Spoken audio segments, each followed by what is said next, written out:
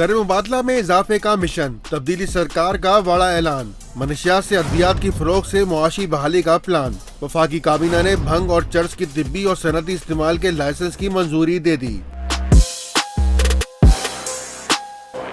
وزیر science and technology Fawad Chaudhry نے حکومتی فیصلے کو تاریخی قرار دے دیا۔ کہتے ہیں یہ اقدام پاکستان کو $، CBD مارکیٹ میں جگہ دے گا۔ منشیات سے ادویات کی تیاری وزیر اعظم کے وژن کا حصہ ہے۔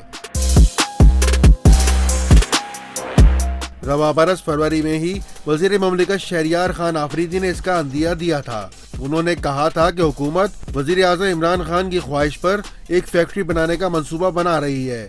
الکول، ہیروئن، چرس، افیوم دا ډېر مقدار باندې نیسو نو هغې فیکټري عمران خان انشاءالله اراده ده هغې باندې کار شروع ده چې هغه به موږ په الله په فضل سره په تیرا کې فیکټري لګوو چې هغې علاقو خلکو ژوند ښه شي کولی انشاءالله۔